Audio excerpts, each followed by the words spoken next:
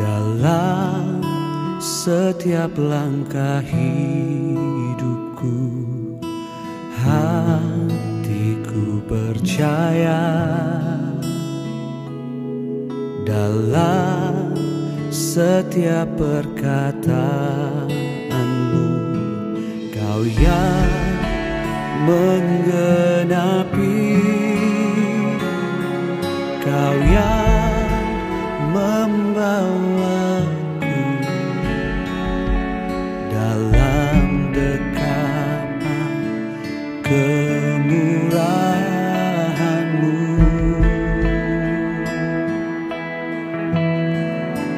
Tuhan selalu setia dalam hidupku selama-lamanya.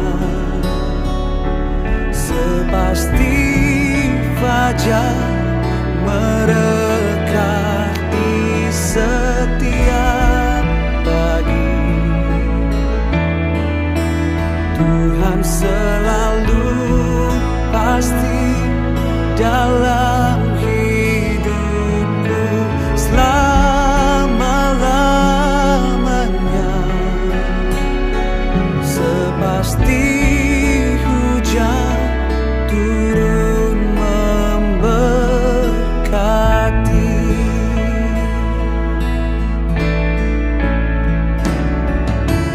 Tuhan turut bekerja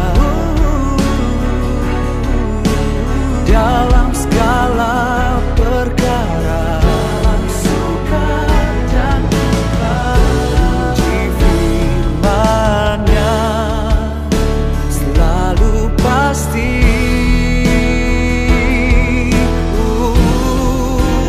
Tuhan selalu setia dalam hidup selama-lamanya.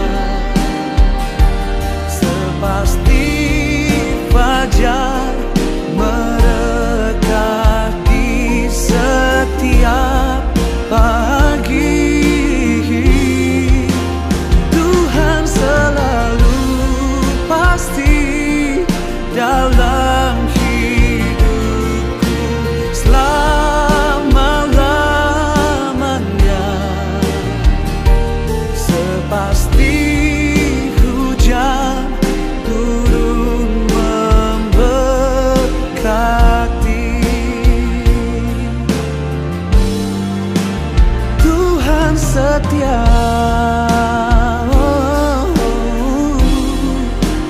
dalam hidupku. Dia sepasti fajar selalu setia.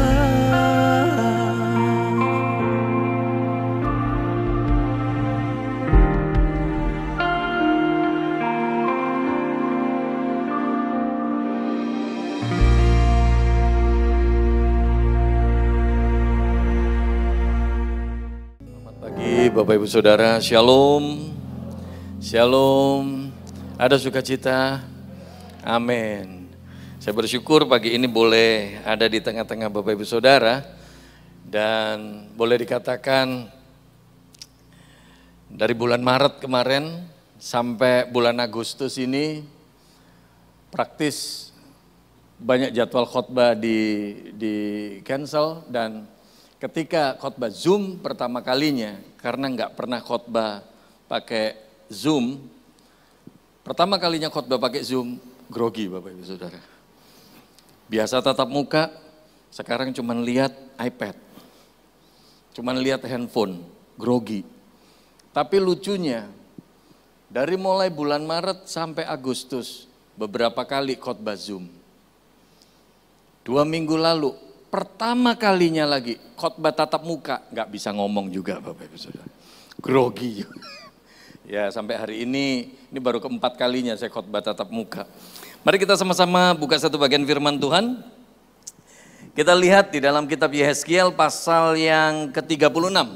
Yehezkiel pasal 36, mari kita sama-sama melihat ayat 24 sampai dengan ayat yang ke-30. Yehezkiel pasal 36 ayat 24 sampai dengan ayat yang ke-30. Nah, Bapak Ibu Saudara, pagi ini Bapak Gembala minta saya untuk sharing tentang pemulihan. Saya mau katakan simple begini, Tuhan itu kalau kerja nggak pernah kepalang tanggung, Bapak Ibu Saudara. Tuhan kalau kerja nggak pernah kepalang tanggung. Tuhan kalau bereskan hidup kita juga nggak pernah kepalang tanggung. Siapa yang mau diberesin sama Tuhan? Semuanya mau? Yang mau dipulihkan? Semuanya mau dipulihkan? Tolong lihat kanan kiri Anda, nggak usah dicolek, tolong lihat aja sambil ngomong gini, lihat mukanya nggak beres-beres. Yuk sama-sama kita lihat bagian ini. Ayat 24 sampai dengan ayat yang ke-30, kita baca sama-sama. 1, 2, 3. Aku akan menjemput kamu dari antara bangsa-bangsa dan mengumpulkan kamu dari semua negeri dan akan membawa kamu kembali ke tanahmu. Aku akan mencurahkan kepadamu air jernih yang akan mentahirkan kamu dari segala kenajisanmu dan dari semua berhala-berhalamu. Aku akan mentahirkan kamu. Kamu akan kuberikan hati yang baru dan roh yang baru di dalam batinmu. Aku akan menjauhkan dari tubuhmu hati yang keras dan kuberikan kepadamu hati yang taat. Rohku akan kuberikan diam di dalam batinmu dan aku akan membuat kamu hidup menurut segala ketetapanku dan tetap berpegang pada peraturan-peraturanku dan melakukannya. Dan kamu akan diam di dalam negeri yang telah kuberikan kepada nenek moyangmu dan kamu akan menjadi umatku dan aku akan menjadi Allahmu. Aku akan melepaskan kamu dari segala dosa kenajisanmu dan aku akan menumbuhkan gandum serta memperbanyaknya dan aku tidak lagi mendatangkan kelaparan atasmu. Aku juga memperbanyak buah pohon-pohonanmu dan hasil ladangmu supaya kamu jangan lagi menanggung noda kelaparan di tengah bangsa-bangsa. Amin.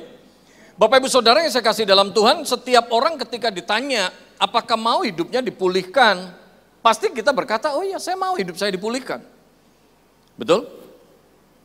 Bicara tentang pemulihan ada berbagai macam faktor Bapak Ibu Saudara. Ada yang rindu dipulihkan dari masalah rumah tangga, ada yang rindu dipulihkan dari masalah sakit penyakit, ada yang rindu mengalami pemulihan dalam masalah ekonomi, finansial, ada yang rindu dipulihkan dalam masalah-masalah yang lain, dalam usaha, dalam pekerjaan dan lain sebagainya. Nah Bapak Ibu Saudara, seperti tadi saya katakan bahwa Tuhan ketika bekerja dalam hidup kita, Tuhan memulihkan hidup kita, Tuhan gak pernah kerja kepalang tanggung. Tuhan pulihkan setiap sisi dari kehidupan kita, Tuhan akan beresin. Amin. Nah saya gak akan khotbah terlalu panjang lebar, tapi paling tidak ada 5 hal. Saya rindu sekali ketika kita keluar dari ruangan ini, tangkap firman Tuhan ini, tangkap message-nya, jadikan itu rema, simpen di hati dan pikiran kita, terus dipraktekin Bapak Ibu Saudara. Anda mau dengar khotbah sehari 100 kali, 1000 kali kayak, tapi kalau nggak praktek, nggak pernah ngalamin perubahan. Penting banget, denger, simpen, jangan dilupain. Denger, simpen, praktekin. Ya, ada 5 hal yang ingin saya bagikan. Yang pertama, coba kita lihat. Ayat 24, ini yang pertama. Tuhan kalau pulihkan kita, Tuhan kalau bereskan hidup kita, apa yang diberesin? Ayat 24, kita lihat bagian ini. Aku akan menjemput kamu dari antara bangsa-bangsa dan mengumpulkan kamu dari semua negeri dan akan membawa kamu kembali ke tanahmu. Ini yang pertama. Tuhan kalau bereskan hidup kita, Tuhan kalau pulihkan hidup kita, maka yang pertama, yang tercerai-berai dipulihkan. Yang tercerai-berai diberesin. Ada saatnya Tuhan marah sama bangsa Israel karena kelakuan bangsa Israel nggak benar. Tuhan serahkan mereka, Tuhan cerai-beraikan. Tuhan izinkan mereka masuk dalam pembuangan. Tapi tolong ingat, Tuhan itu marah gak selama-lamanya. Tuhan itu marah. Tuhan itu pengen deket sama kita. Amin. Bangsa Israel ini kalau dibilang kurang ajar ya kurang ajar juga. Karena apa? Mereka udah hidup di dalam perbudakan di Mesir kurang lebih 400 tahun. Dan kemudian apa? Tuhan suruh Musa bawa mereka keluar. Mereka diberkati masuk tanah Kanaan. Waktu sudah diberkati, udah diwanti-wanti, sudah diomongin. Jangan hidup seperti gaya hidupnya orang Kanaan. Bangsa Israel ini aduh. Colek kanan kiri Anda. Gak usah dicolek, dilihat aja. Bilang sama kanan kiri Anda, kayak lu. Ternyata apa? Mereka hidup nurut kehidupan orang Kanaan. Mereka hidup dalam penyembahan berhala, nyakitin hatinya Tuhan. Tuhan marah, diserahkan masuk dalam pembuangan. Tetapi waktu Tuhan bereskan hidup bangsa Israel, yang tercerai-berai diberesin. Tuhan pulihin, Tuhan kumpulin. Mungkin Anda berkata kepada saya begini, Pak Sam, aku ini gak cerai, rumah tanggaku baik-baik aja. Tapi tolong ingat, hari-hari ini berapa banyak rumah tangga yang statusnya gak cerai. Tetapi kehidupan rumah tangga itu hati pikirannya tercerai-berai. Contoh, suami istri di rumah kumpul bareng ada di depan mata. Tapi gak pernah saling ngomong. Bener gak? Betul tidak? Coba lihat di banyak rumah tangga. Anak pulang sekolah, ya kalau sekarang sih sekolahnya online gitu ya. Anak biasanya pulang sekolah, pulang kuliah, wah ada di rumah. Tapi langsung masuk kamar, anak lebih enjoy dengan gadgetnya daripada guyon sama orang tuanya. Coba lihat hari-hari ini di dalam kehidupan keluarga, berapa banyak terjadi. Weekend, ayo kumpul-kumpul makan. Ya, biasanya kan begitu kan, sebelum momennya pandemik ini kan. Ayo kumpul yuk, pulang gereja kita makan yuk, makan kumpul. Coba Anda lihat di mall. Makan satu meja bareng, duduk di situ, tapi bapaknya heboh, emaknya heboh, anaknya juga heboh, kumpul, tapi nggak ada saling ngobrol. Ini gambaran hati pikiran yang tercerai-berai. Belum lagi berapa banyak di dalam rumah tangga, statusnya nggak cerai, tapi hati suami sudah tidak pada istrinya. Hati istri sudah tidak pada suaminya. Ini mah gambaran tercerai-berai. Amin. Makanya saya sama anak saya, kita udah punya policy di rumah tangga saya, di keluarga saya. Kita udah pokoknya aturannya begitu. Kalau seumpama kita pergi, kita pesan makanan, sebelum makanan datang masih boleh main. Saya masih izinkan. Tapi kalau makanan yang dipesan udah datang, taruh tuh handphone. Gak ada yang pegang handphone. Bahkan anak saya berani negur saya kalau semua pas lagi makan tiba-tiba ada telepon masuk. Saya angkat, anak saya yang gede suka iseng gitu. Pa, taruh bos, taruh. Saya suka ngomong sama anak, loh kan bukan papa yang nelpon, papa yang ditelepon. Udah ntar aja papa telepon balik.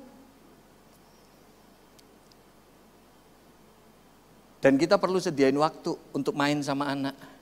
Jangan heboh sama handphone kita. Makanya saya setuju banget kalau dibilang handphone kita itu, gadget kita itu, mendekatkan yang jauh, tapi menjauhkan yang dekat. Betul tidak? Bilang sama kanan kiri Anda, jangan manggut-manggut doang, makanya jalanin.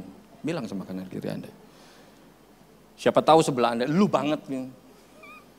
Ini yang pertama. Ketika Tuhan pulihkan kita, yang tercerai-berai dipulihkan. Amin. Amin.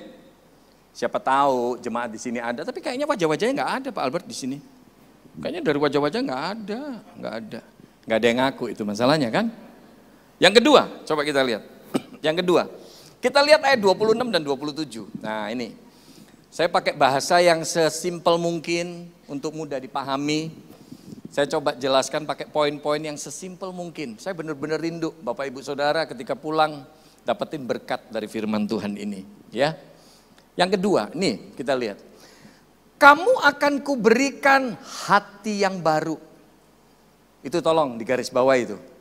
Ada lagunya kan itu kan? Bro, itu mainnya di mana, Bro? Mainnya di situ aja maksudnya, jangan di mana-mana. Kuncinya apa itu, Bro? C ya. Kau Bapa yang mengasihiku itu kan awalnya. Betul tidak? Itu di C ya. Nanti selesai firman kita nyanyiin lagu ini. Lagu itu asalnya dari ayat ini nih. Ini nih, kita lihat nih. Kamu akan kuberikan hati yang baru. Dan roh yang baru di dalam batinmu, itu tolong digarisbawahi. Hatinya baru, rohnya baru. Dan aku akan menjauhkan dari tubuhmu hati yang keras. Maka ini heran kalau ada orang Kristen hidupnya auban banget. Diomongin susah. Apa? Gak usah ngomong-ngomongin. Lu gak tahu siapa gua. Gua aja nggak tahu siapa gua. Ini loh, baca ini dulu. Amin. Tapi saya nggak bicara untuk jemaat di JCC. JCC enggak. Gak ada yang ngaku gitu ya. Hati-hati. Nah ini kita lihat. Dan aku akan menjauhkan dari tubuhmu hati yang keras. Dan kuberikan kepadamu hati yang taat. Haleluya. Hati yang taat. Kita lihat ayat 27. Ayat 27. Rohku akan kuberikan diam di dalam batinmu. Dan ini loh. Orang kalau ada roh Allah di dalamnya. Roh Allah diam di dalam hidup orang itu. Dikatakan apa di sini? Dan aku akan membuat kamu hidup menurut segala ketetapanku. Dan berpegang pada peraturan-peraturanku dan melakukannya. Ini yang kedua Bapak Ibu Saudara.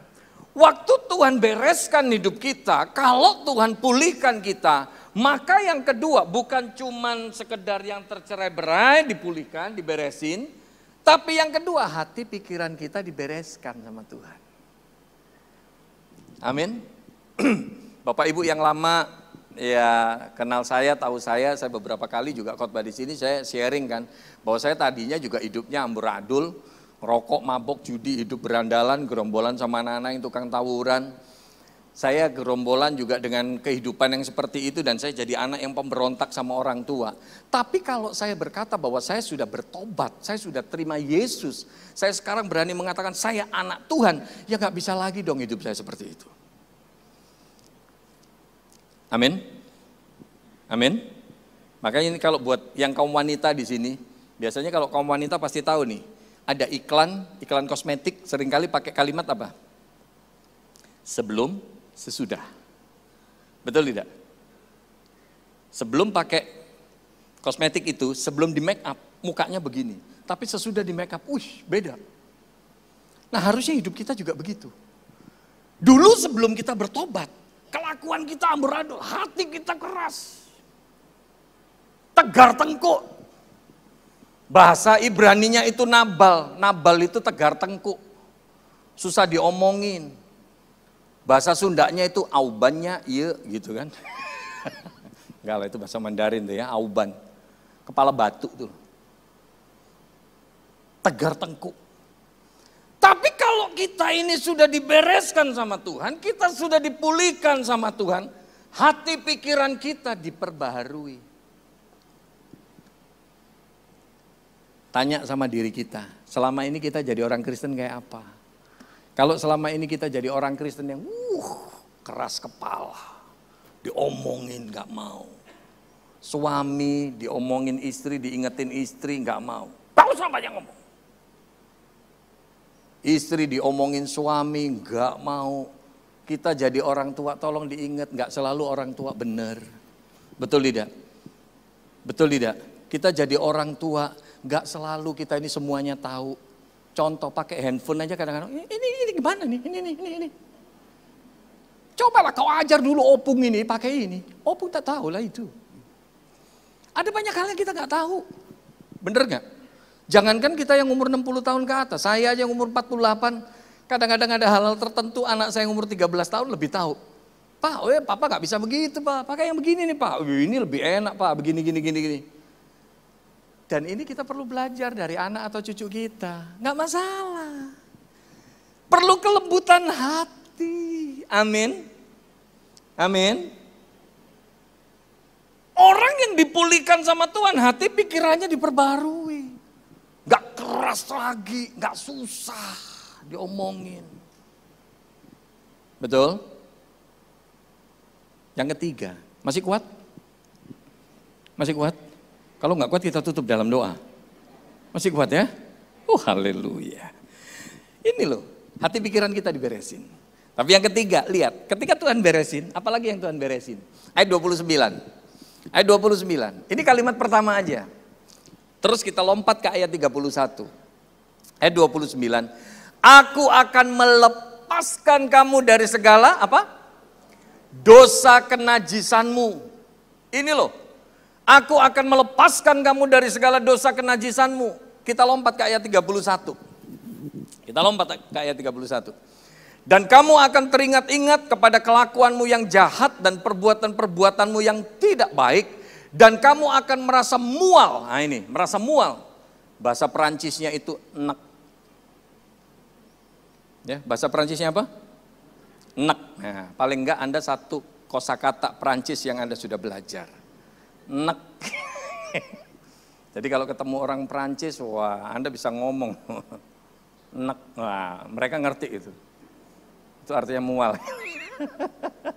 Nah ini loh dikatakan. Dan kamu akan merasa mual melihat dirimu sendiri karena kesalahan-kesalahanmu dan perbuatan-perbuatanmu yang keji. Ini yang ketiga Bapak Ibu Saudara. Orang kalau dipulihkan sama Tuhan, dibereskan sama Tuhan, maka yang tadinya dia hidup dalam dosa, perbuatannya semuanya cenderungnya kepada dosa, maka ketika dia sudah bertobat itu, kata metanoia itu, artinya putar balik 180 derajat. Jadi kalau tadinya saya hidup untuk dosa, saya senang melakukan perbuatan dosa. Ketika saya sudah bertobat, maka saya tinggalkan dosa itu. Saya nggak mau lagi hidup seperti itu. Amin. Amin. Dan ketika Tuhan pulihkan kita, tolong diingat kalau tadinya hidup kita untuk dosa, maka sekarang kita tinggalkan. Kita nggak mau lagi hidup seperti itu. Ayat 31 mengatakan jelas. Dan kamu akan teringat-ingat pada kelakuanmu, perbuatanmu yang jahat itu. Kalau kita ngelihat perbuatan kita yang dulu, rasanya mual banget. Ih kayaknya enak banget ya kelakuan gue dulu kok bisa kayak gitu ya. Ih kayaknya jizai deh, jizai gitu. Bener gak? Rasanya enak banget, muat banget. Apa yang ingin saya sampaikan ini poin yang ketiga. Waktu Tuhan pulihkan hidup Anda dan saya, maka perbuatan kita yang diberesin sama Tuhan. Kelakuan kita yang diberesin sama Tuhan. Makanya buat saya aneh banget kalau ada orang Kristen mengatakan saya sudah bertobat, saya anak Tuhan. Di gereja memuji menyembahnya jago. Masuk ruang ibadah langsung bahasa rohnya jago. Tapi kalau di luar Anda selingkuh jalan terus gak ada artinya itu penyembahan Anda. Kita jadi orang Kristen yang munaro. Tahu munaro? Munafik rohani. Makanya saya suka ngomong belak-belakan di gereja. Saya gak kaget orang Kristen di gereja baik.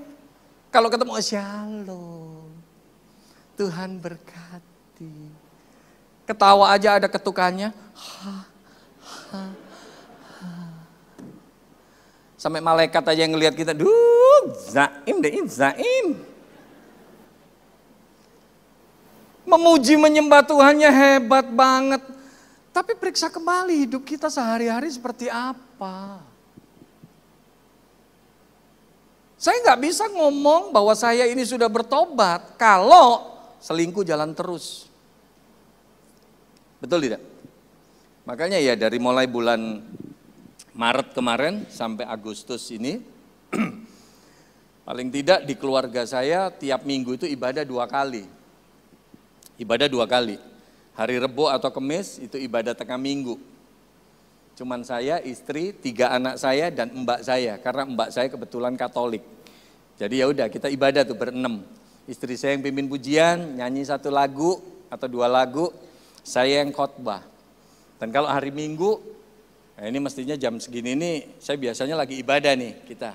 Pokoknya jam 9 atau jam 10, ya sebangunnya mereka lah gitu. Habis itu sarapan, habis itu kita ibadah. Selalu istri saya yang pimpin pujian, saya yang sampaikan firman. Tapi khusus hari ini kita janjian, wah papa ada pelayanan pagi. Ya udah ibadahnya sore ya. Kita janjian jam 7 malam jadinya. Nggak bisa sore karena anak saya nemenin temennya main ke Bogor. Ya, oke, jam 7 ya kita ibadah. Ya. Ketika ibadah di rumah saya suka bilang sama istri dan anak-anak saya. Saya bilang khususnya ke anak-anak saya, buat papa, khotbah di gereja itu gampang. Mudah. Khotbah di gereja atau di persekutuan mudah. Kenapa papa katakan mudah? Karena papa khotbah di gereja cuma 30 paling lama 45 menit. Tapi buat papa secara pribadi, yang paling susah adalah khotbah di rumah. Susah. Karena apa? Kalian nih, saya bilang sama anak-anak saya, kalian tahu hidupnya papa? Mama tahu hidupnya papa? Bahkan Mbak Jelly tahu hidupnya papa? Papa bisa aja khotbah bagus di gereja, semangat di gereja. Orang ngeliat, wih, ini pendeta aktif di gereja, jadwalnya banyak, pelayanan mana. Kayaknya wah aktif di gereja. Tapi kalau di luar, hidupnya papa ada perempuan lain selain mama, maka semua pelayanan papa gak ada artinya. Nggak maksud saya? Nggak maksud saya? Ini buat semua teman-teman nih. WL, singer, pemain musik, pengkhotbah, greeters, ushers, multimedia, siapapun kita yang pelayanan. Bahkan gak cuma yang pelayanan, tapi seluruh jemaat. Jangan cuma jadi orang Kristen yang kelihatan baik di gereja, Bapak Ibu Saudara. Ketika engkau hidupmu dijamah sama Tuhan. Ketika engkau mengalami roh Allah di dalam hidupmu. Maka engkau berani berkata, bertobat. Engkau berani tinggalkan perbuatan yang lama. Makanya buat saya aneh kalau ada orang bisa tiap minggu ibadah, tiap minggu pelayanan, tapi selingkuh jalan terus. Tadi malam saya ngisi ulang tahun youth di salah satu gereja. Dan kalau di youth saya sering kali katakan, Kak Sam gak kaget anak-anak muda di gereja, wah memuji Tuhannya kayaknya hebat. Kadang-kadang bilang, we are the army of God, amin, amin. Tentaranya Allah. Tapi saya kok suka tanya sama anak-anak muda, tolong ingat bos. Handphonemu isinya apa? Website yang kamu buka, website seperti apa? Foto-foto yang tersimpan di handphonemu, foto-foto seperti apa? Orang yang ngalamin pemulihan dari Tuhan, perbuatannya diberesin sama Tuhan. Amin? Amin? Kayaknya ini gak enak di kuping. Gak enak didengar ini Bapak Ibu Saudara. Tapi ayolah. Kedatangan Tuhan udah gak lama lagi kok. Siapkan diri kita. Jangan sampai ibaratnya kita kayak 5 gadis yang bodoh, yang gak siap. Siapin diri kita. Amin. Saya mau sharing sedikit bahwa kurang lebih sebulan yang lalu. Jadi hari ini nih kalau saya bisa berdiri sini untuk khotbah. Wah, saya bersyukur banget Bapak Ibu Saudara, ini anugerah Tuhan. Karena apa? Kurang lebih sebulan yang lalu. Saya itu nyaris lewat Bapak Ibu Saudara, nyaris lewat. Saya bahkan udah pamit sama istri dan anak-anak saya. Karena sebulan yang lalu saya kena DB sama tifus. Kena DB sama tifus. Pertama kali ketahuan trombosit saya 62.000. Habis itu dokter kenalan saya ini pengurus persekutuan. Jadi ya udahlah saya konsultasi sama beliau. Terus dibilang Pak Sam kalau gitu tiap 2 hari deh coba cek lab. Ketika dicek sekarang ini 62.000, 2 hari ngecek lagi. Cuman tinggal 20.000 sekian Bapak Ibu Saudara. Trombosit saya. Dia sampai ketar-ketir, waduh Pak Sam harusnya segini udah masuk rumah sakit. 2 hari lagi dicek lagi, tinggal 9.000 Bapak Ibu Saudara. Tinggal 9.000. Dia bilang Pak Sam ini ngeri banget ini mesti masuk rumah sakit. Tapi saya bertahan gak mau masuk rumah sakit. Satu, saya takut juga urusannya pandemik ini, urusannya COVID. Jangan-jangan kita ke rumah sakit, bukan kena COVID di rumah sakit malah kena gitu kan. Tapi yang kedua, masalahnya apa? Kita nggak punya biaya Bapak Ibu Saudara. Saya coba bertahan mati-matian di rumah karena nggak ada biaya. Saya bilang sama dokter ini, sampai katanya beliau, waduh Pak Sam, doa deh yang kenceng, nangis-nangis deh sama Tuhan, nangis-nangis. 2 hari lagi dicek lagi. Udah minum vitamin segala macam, katakan pakai Fufang itulah apalah, pokoknya untuk nambahin trombosit. Rupanya masih tetap 9.000. Sampai dokter saya bilang, Pak Sam, ngerinya cuman Pak Sam itu mimisan. Kalau Pak Sam mimisan bisa berangkat nih. Jadi akhirnya kita satu malam itu kita doa, saya istri dan anak-anak saya. Sampai semuanya ini tangis-tangisan kita berlima. Ketika habis doa malam itu. Dan saya sempat pamit sama mereka. Kalau besok pagi Tuhan izinin Papa bangun, Papa masih hidup, bersyukur itu anugerahnya Tuhan. Tapi kalau seumpama besok pagi Papa bangun, Papa udah gak ada lagi, Papa cuma minta tolong relain. Artinya tugasnya Papa di dunia ini udah selesai. Anak saya nangis, istri saya juga begitu. Dan semalaman itu gak bisa tidur. Saya juga gelisah, saya doa sama Tuhan, minta Tuhan bener gak sih ini udah waktuku Tuhan. Bener gak sih? Kalau memang udah waktuku ya oke Tuhan gak apa-apa aku berangkat. Tapi kalau belum waktuku pasti masih ada urusan yang Tuhan mau untuk aku jalanin juga. Istri saya bolak-balik kebangun terus digoyang-goyang gini. Suaminya masih melek nggak? Semakin digoyang-goyang semakin nggak bisa tidur saya ini kan. Bener nggak? Terus sambil tengokin masih nafas apa enggak gitu kan. Dan Bapak Ibu Saudara pagi-paginya nggak pernah-pernahnya anak saya kalau bangun pagi langsung ke kamar saya. Pagi itu tiga-tiganya bangun langsung. Yang nomor 2 bangun juga ngelihat, yang nomor 1 bangun juga langsung ke kamar ngelihat. Papanya masih bisa duduk. Saya pagi hari itu ketika bangun, aduh Tuhan thanks banget. Hari ini Tuhan kasih hidup. Makanya sampai detik ini nih. Tiap pagi sebelum turun dari ranjang, sebelum keluar kamar. Ngerasain, wah masih hidup bersyukur. Kadang-kadang dalam hidup kita ini gak bersyukur Bapak Ibu Saudara. Bener gak? Betul. Mari kita belajar. Hal yang ketiga, ketika Tuhan pulihkan kita. Sikap perilaku kita, perbuatan kita yang diberesin. Yang keempat, nah ini. Yang keempat pasti Anda suka sekali. Kita lihat ayat 29. Ayat 29. Nah ini yang keempat ini. Seringkali kita kalau mau diberesin, kita maunya yang keempat aja Bapak Ibu Saudara. 1, 2, 3-nya gak mau. Gak bisa. 1, 2, 3 dulu diberesin. Baru yang keempat kita ngalamin. Ya. Tadi Pak Albert juga sempat kasih kesaksian. Wih, paling enggak 2 orang tadi yang dikasih kesaksiannya luar biasa banget ya. Dahsyat, mujizatnya Tuhan itu masih ada kok sampai detik ini. Udahlah, percaya deh sama Tuhan, percaya deh. Caranya Tuhan beresin, wah luar biasa. Kita lihat nih. Aku akan melepaskan kamu dari segala dosa kenajisanmu dan, nah ini ya. Aku akan menumbuhkan gandum serta memperbanyaknya dan aku tidak lagi mendatangkan kelaparan atasmu. Itu perlu digarisbawahi itu, menumbuhkan gandum, memperbanyak. Ya. Kemudian ayat 30 kita lihat. Ayat 30. Aku juga memperbanyak buah pohon-pohonanmu dan hasil ladangmu supaya kamu jangan lagi menanggung noda kelaparan di tengah bangsa-bangsa. Ini jelas sekali.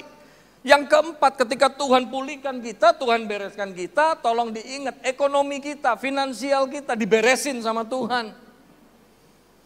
Ini konteksnya bangsa Israel, mereka sebagai petani, mereka punya kebun, mereka punya tanaman. Ketika Tuhan pulihkan, hasil ladangnya diberkati, buahnya diperbanyak. Ketika buahnya diperbanyak, segala sesuatunya diperbanyak, hasil panennya tambah banyak, dia juga tambah kaya.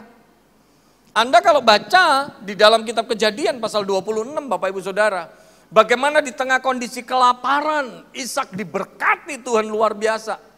Alkitab mencatat jelas sekali di Kejadian pasal 26. Ishak dijadikan sama Tuhan itu orang kaya, kian lama kian kaya. Ini bukan ngomongin tentang teologi kemakmuran, tapi percayalah Bapak Ibu Saudara. Waktu kita hidup beres di hadapan Tuhan, Tuhan gak kekurangan cara berkati kita. Tuhan gak kekurangan cara. Saya pun juga belajar, saya tahun 87 baru jadi Kristen, baru kenal Tuhan. Ibu saya cuma jadi pembantu, cuma tukang masak. Cuma jadi pembantu di Wijaya 1 nomor 29. Saya cuma kerja jadi tukang kebun dengan gaji 20.000 sebulan. Saya cuma tinggal di rumah petakan, tuh rumah kontrakan 2,5 kali 3 meter. Tapi sampai detik ini kalau saya ada, itu semua anugerahnya Tuhan. Makanya sekarang ketika saya ngalamin prosesnya Tuhan, saya sekarang sama istri saya juga lagi diproses sama Tuhan luar biasa. Tapi bersyukurnya kita berdua gak pernah berantem. Saya cuma ngelihat gini, Tuhan, kalau dari tahun 87 Tuhan pelihara aku sampai detik ini. Udah 33 tahun, masa sih ke depan Tuhan gak pelihara? Kalau 33 tahun Tuhan sudah berkati saya, masa sih ke depan Tuhan gak berkati? Kata Gus Dur, gitu aja kok repot. Amin. Ini yang keempat, jangan takut kekurangan. Jangan takut kelapar, karena apa? Tuhan gak kekurangan cara berkati kita, tapi hidup kita dibenerin dulu di hadapan Tuhan. Amin. Amin. Tuhan kalau pulihkan luar biasa. Ini tadi saya baru duduk aja di sini, diceritain Pak Albert, waduh paling gak luar biasa banget mujizatnya Tuhan. Ada 2 orang yang dikenal beliau. Wih luar biasa banget. Dan kalau bicara tentang pemulihan, saya pernah sampaikan tentang Ishak tuh Kejadian pasal 26. Dan rupanya ada sepasang suami istri gitu ya, sepasang suami istri itu ternyata ngalamin ketika udah selesai saya sharing firman di Komsel itu, dia bilang, Kak Sam apa yang Kak Sam sampaikan hari ini, wah jadi berkat banget buat kita. Loh kenapa? Dia cerita Bapak Ibu Saudara, tadinya hidupnya cuma jadi sales. Dia gajinya itu cuma 300.000 all in. Gedenya cuma di komisi. Tapi rupanya apa? Caranya Tuhan ajaib. 2009 waktu itu lagi ngalamin krisis ya. Krisis finansial secara global karena kredit properti yang mandek di Amerika. Dan akhirnya berdampak ke Indonesia juga Bapak Ibu Saudara. Dia ini tadinya ngalamin kehidupan yang susah kayak gitu. Tapi diberkati, kalau Ishak itu diberkati 100 kali lipat. Sampai akhirnya saya tanya, lah kalau gitu kamu 300.000 diberkati 100 kali lipat, gajimu sekarang 30 juta dong bro sebulan. Dia nggak berani jawab. Dia colek istrinya, mah gimana mah? Istrinya sambil senyum-senyum. Ya puji Tuhan Kak Sam udah lebih sih. Tuhan gak kekurangan cara berkati kita. Ini yang keempat. Ketika Tuhan pulihkan, Tuhan beresin, ekonomi kita yang diberesin. Yang kelima, yang terakhir. Kita lihat ayat 36. Ayat 36. Bro, minta tolong lagu yang tadi bos. Ayat 36. Dan bangsa-bangsa yang tertinggal yang ada di sekitarmu akan mengetahui bahwa akulah Tuhan yang membangun kembali yang sudah musnah dan menanami kembali yang sudah tandus. Aku Tuhan yang mengatakannya dan akan membuatnya. Kalimat pertama ini perlu digarisbawahi Bapak Ibu Saudara. Dan bangsa-bangsa yang tertinggal di sekitarmu akan mengetahui. Artinya apa? Ketika Tuhan bereskan hidup kita, Tuhan pulihkan hidup kita akan menjadi kesaksian buat orang sekeliling kita. Keluarga kita, kerabat kita, saudara-saudara kita, tetangga kita. Mereka akan berkata, gue tahu hidupnya dia dulu kayak apa. Ngeri kalau melihat hidupnya dia dulu. Tapi sekarang rumah tangganya dia, tetangga kalau ngelihat pengen. Gitu kan. Bener gak? Dulu di rumahnya dia, banyak sekali itu benda-benda planet. Ada piring terbang, ada gelas terbang, sendok garpu bisa terbang. Kadang-kadang gue lihat malah, bininya terbang. Udah dilempar sama suaminya. Tapi sekarang gue lihat keluarga ini, beneran deh. Udah kayak Teletubbies. Suami istri kemana-mana, gandengan, pelukan. Udah kayak Tinky Winky, Dipsy, Lala, Po, gitu kan. Keluarga ini rasanya damai, mau pengen. Hidupnya jadi kesaksian. Bapak Ibu Saudara, kalau Tuhan bereskan hidup kita juga akan jadi kesaksian. Biarlah 5 hal ini boleh jadi berkat. Jadi ketika Tuhan bereskan hidup kita, hal yang pertama Tuhan bereskan apa? Yang tercerai-berai diberesin. Yang kedua, izinkan hati pikiran kita diberesin. Dikasih roh yang baru. Yang ketiga, perbuatan kita. Jadi jangan bangga kalau kita jadi orang Kristen yang hidup dalam dosa. Oh Pak Gembala, Ibu Gembala gak tahu. Jangan, beresin. Tinggalin dosa itu. Tapi yang keempat, kalau Tuhan pulihkan kita, ekonomi kita Tuhan bereskan. Ekonomi kita Tuhan bereskan. Tapi yang kelima, ketika Tuhan pulihkan, hidup kita akan jadi kesaksian bagi banyak orang. Haleluya. Saudara, kalau ada satu nama yang dahsyat, menyembuhkan setiap yang sakit, memulihkan setiap yang terluka, bahkan membangkitkan orang mati, dan melakukan perkara yang luar biasa, nama siapa saudara? Sebutkan lebih keras nama siapa? Sebab nama Yesus, nama di atas segala nama. Amin. Haleluya, berikan sorak-sorai bagi dia.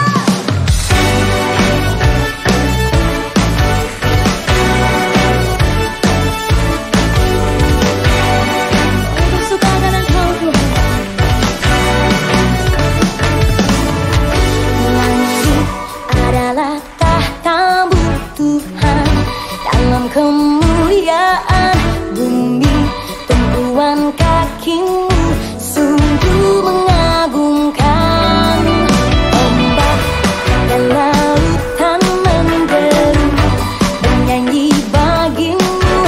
Mari semua yang bernafas sujud dan menyembah. Nama-Mu besar.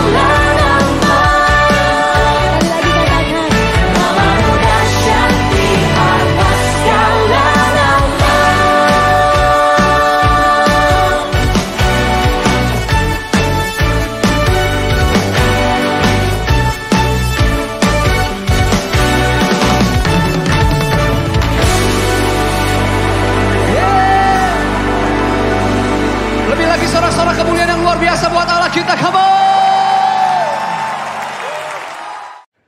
Sekarang, terimalah kasih karunia dan damai sejahtera Tuhan Yesus Kristus.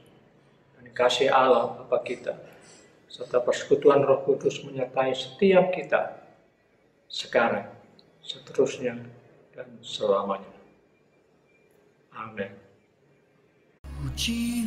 Saudara telah mengikuti ibadah online GBI Alpha Omega. Saudara yang diberkati melalui tayangan ibadah online diberi kesempatan untuk memberi persembahan. Bagi jemaat yang rindu menabur pekerjaan Tuhan di GBI Alpha Omega, dapat memberikan persembahan dan persepuluhan secara online melalui rekening BCA 014-323-7777 atas nama PT Graha Alpha Omega. Sertakan keterangan untuk persembahan atau perpuluhan. Mari memberi dengan penuh sukacita dan ucapan syukur. Untuk mendapatkan informasi terupdate mengenai ibadah online dan informasi lain seputar gereja, Anda dapat mengaksesnya melalui website GBI Alpha Omega. Jesus Christ bless you. Kaulah nafas hidupku.